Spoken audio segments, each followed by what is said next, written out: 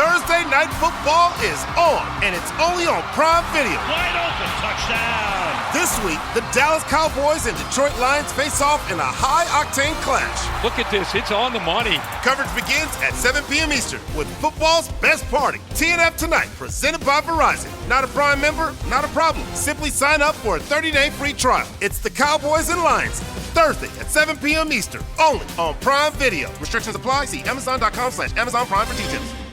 Every Who down in Who Newville liked the holidays a ton. But where to get great prices on gifts, they had no idea. None. They searched and they searched for great gifts under $25. Gifts for spouses and friends and even their toddlers. When suddenly one Who shouted, Walmart has what you want, knowing they have Lego, Tree Hut, and low prices to flaunt. So they enjoy the holiday season as Who's often do. Cheering and shouting, Walmart has incredible gifts. Who knew? Find gifts they'll love under $25 at Walmart. This episode is presented by State Farm.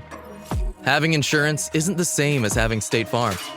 It's like needing the protection of an offensive guard on the football field, but getting an elementary school crossing guard. Sure, they're both guards, but you can only trust one to keep your quarterback safe when the game is on the line. So don't settle for just any insurance when there's State Farm. Like a good neighbor, State Farm is there. Here's my 30-second story with Guinness. As soon as my sister and I get home for the holidays, we don't even unpack. We head straight to our pub. The bartender already knows our order, Guinness and fries. We laugh all night, catch up with old friends, and walk home with faces sore from smiling. It's one of my favorite nights of the year. That was my 30-second story with Guinness. Guinness Draft Stout. Please enjoy responsibly. Imported by Diageo Beer Company, USA, New York, New York. Hello, I'm Diane Morgan. If you know who I am, you know who I am. If you don't, who cares? I'm here to explain Italian Time, a holiday phenomenon where Italians throw away their clocks and gather for eternity with San Pellegrino. I've been at this party so long that I've eaten 5 courses, hugged someone's grandma twice, and been offered a job in the family restaurant. So this holiday season, make sure to bring enough San Pellegrino to last you through the meal, the after meal, and the entire goodbye ritual. San Pellegrino, holiday on Italian Time. Do the Eagles have an identity crisis? Or is it just Kevin Patullo needs to be fired? Welcome to the Eagles Checkdown, the fastest under 10-minute Eagles podcast there is, covering news, notes, and opinions on your favorite football team, the Philadelphia Eagles, right here jointly on the Eagles Pinpull Podcast Network and the STT Sports Network. Guys, I'm Phil Stiefel. Wherever you're watching, hit the like button, the subscribe button, the share button, the follow button, whichever platform you're watching on. Hit the buttons necessary to follow the great teams at the Pinpull Podcast Network and, of course, my personal channel, the STT Sports Network. Lots of great content on our Philadelphia Eagles every day on both channels, so we'd all greatly appreciate it. Guys, it's Monday afternoon, late Monday afternoon. Just got done listening to Nick Sirianni's press conference for the second time. I spoke about 3:30 for about 15, 20 minutes. Went through all the details multiple times just to try to get an understanding of what Nick Sirianni's word salad really means, what his word salads might hint towards. And I want to read a couple different quotes. I want to get into a lot of details here. But here's some quotes on some of the problems with the offense from Nick Sirianni. Quote, "We have to change some things. We can't keep doing the same things over and over again, expect different results. We're looking for ways to help the guys more and execute better. What necessarily worked for us in the past doesn't mean it will work in the future." He goes on to say, "We're evaluating everything. We'll think about some different things that we want to do all over the place, scheme, everything." We're about to enter week 14 of the season. And they don't know what this offense or defense, because he did get asked about the defense a little bit, what the identity of this offense is. We are talking in week 14 of changing schemes. We're talking all this stuff, and that leads me to believe that there's a bigger picture problem here. And yes, Kevin Patullo, he was asked multiple times about KP and play calling. At first, he did not directly say that he was. I think it was Ruben Frank asked the first Kevin Patullo question. And why it's different belief scenario, different. That's the wrong one there. Never says Kevin Patullo's name. Doesn't say no like he did on Friday, but that they're working on it. Then he had a follow-up question. I think it was by Tim McMahon. And instead of, again, saying no, he's not making a change, or yes, he is going to stick with Kevin Patullo, it kind of gives us this little, but it was a lot less intentional, a lot less direct to the point. And that tells me maybe there's some grumblings going on that this change might happen. But knowing Nick Sirianni doesn't like to show all his cards, whether it gives the opponent a competitive advantage or not, they're not going to let us know. We won't know about that change until Monday Night Football against the Chargers, who is our next opponent. Something I've been thinking about the last 24 hours, because I've been going back and forth on trending in the AM with Twitter commenters and everything else about this team. The old saying, you play the way you practice. You work the way you train. To me, there might be a practice problem. Nick Sirianni prides himself on practice. Just some of these stats here. Eagles post-bye averaging only 15.5 points per game. Only 6 teams are worse so far over the last couple weeks. The Browns, the Saints, the Titans, the Steelers, the Raiders, the Vikings. The Vikings are starting an undrafted rookie. The Browns are on their second rookie quarterback. The Saints are on a rookie quarterback. The Titans are on a rookie quarterback. The Raiders just fired their offensive coordinator. And the Steelers, well, Aaron Rodgers is blaming everybody else but himself for it. I like to ask myself if Kevin Petullo is just the poster child for the problems, but obviously there's so many issues here. They're 20.8 points per game, 22nd in the league, 304.8 yards per game, 24th in the league.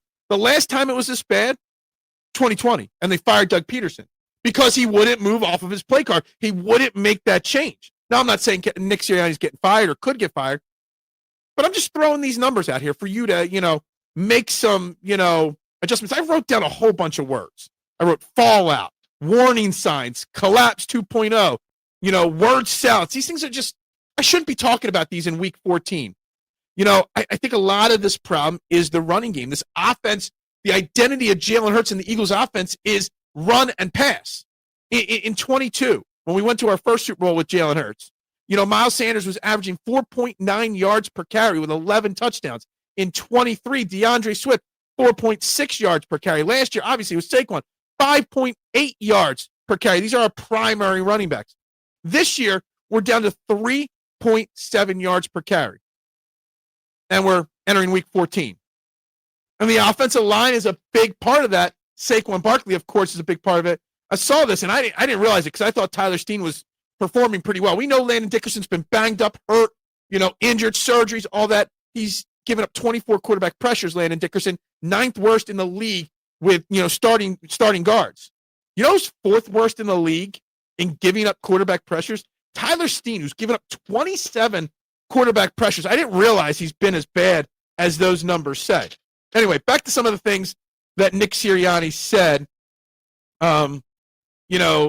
He was asked about Jalen Hurts' rushing because there's a lot of reports that Jalen Hurts doesn't want to run the ball. And he was asked a bunch of questions about this and multiple times mentioned not letting, Jalen Hurts break down, not, keeping his health and long-term health, a priority.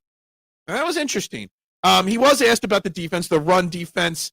He kept saying that there was not one thing that's causing the breakdown, kind of making it, I don't know if he's making an excuse, but, maybe he's just maybe he understands that the offense is a part of the issue, which it is.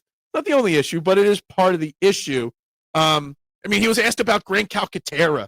Obviously the play is being shown nonstop about how he just got blown up on a blocking assignment on a play that went nowhere for Saquon Barkley. And he just kind of just like, oh, well, we have faith in him.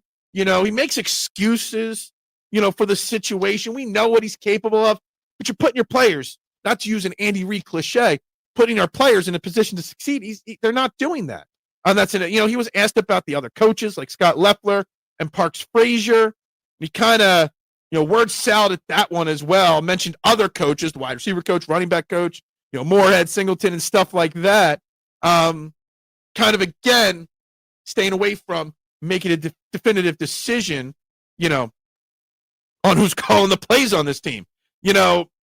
There's a schematic advantage to not giving out much, but we got to see something. We got to hear something because there's obviously this crisis here, and we don't want collapse 2.0 to happen. We want them to figure it out. Here's one final stat I'll leave you with, okay? To kind of give us a little positive to close out this show, but which, by the way, Terrence Marshall wide receiver, back on the Eagles practice squad, just so you know. They had an open spot from, signing Britton Covey to the full roster. They never filled it. Terrence Marshall is back. There you go. But a little bit of positivity to close this out. Over the last 5 games, and the Eagles have struggled in their last 5 games going 3-2, right? The opponent's record is 32-26-2, a 55% win percentage. Their next 5 games, the combined record of their opponents is 22-33, a 40% win percentage. So the schedule gets easier. And we knew this all along, that the schedule was going to get easier at this point. We didn't know Washington was going to be this banged up, but it is what it is. So that's something to look forward to. They have the opportunity in front of them. Justin Herbert might be playing with a broken hand or might not play at all. He fractured his non-throwing hand on Sunday. So, there's things going in the right direction for the Eagles. So it's not all bleak. We're still the defending champions. We still got the Super Bowl MVP at the helm. Let's be patient and figure it out. With that being said, guys, I'll be back tomorrow with more information. Tomorrow, Vic Fangio and Kevin Patul talk, so we'll hear that, plus more rumblings and grumblings on the line. I didn't even cover half the stats I had written down here. But for now, we're going to say this. Go Birds. Bubbles up. Does it ever feel like you're a marketing professional just speaking into the void? But with LinkedIn ads, you can know you're reaching the right decision makers, a network of 130 million of them, in fact. You can even target buyers by job title, industry, company, seniority, skills, and did I say job title? See how you can avoid the void and reach the right buyers with LinkedIn ads. Spend $250 on your first campaign and get a free $250 credit for the next one. Get started at linkedin.com/campaign. Terms and conditions apply. Oh, Hilton stay, your beds are soft and cozy. No lumpy couch, no stiff futon, no shower line at crack of dawn. Oh, Hilton stay. When you want holiday comfort you can count on, it matters where you stay. Enjoy comfortable rooms and friendly service when you stay with Hilton instead. Save up to 25% this season when you book with Hilton. Hilton for the stay. Terms apply. While the Who's of Whoville were laughing and eating, the Grinch from his lair sought to wreak havoc on their season. He thought, how do I ruin their holiday meals? A plan sprang to mind, which he enacted with zeal. Dill pickle seasoning on fries will make for a green surprise, and I know they'll be shocked with these loathsome odd socks. So if you want to experience the Grinch's mischievous meal, head to McDonald's and show him how you really feel. The new Grinch meal, now at McDonald's. At participating McDonald's while supplies last. Ba-da-ba-ba-ba. If we knew more about our sleep, what would we do differently? Would we go to bed at a consistent time or take steps to reduce interruptions to our sleep? With the all-new Sleep Score, Apple Watch measures your bedtime consistency, interruptions, and sleep duration. Then, every morning it combines these factors into an easy-to-understand score from 1 to 100. So you'll know how to take the quality of your sleep from good to excellent. Introducing the new Sleep Score on Apple Watch. iPhone 11 or later required. Good morning, Crust. It's a great day to be a bread brother. Ugh, mornings are not my jam. Or jelly. Oh, come on. Stop loafing around. I just woke up feeling hollow inside. Just grab one of the new Morning Uncrustables sandwiches, like Bright Eyed Berry or Up an Apple, filled with 12 grams of protein and tons of deliciousness. Crust, what are you eating? It's just granola, not even yogurt. No crust, no fuss. Uncrust your mornings.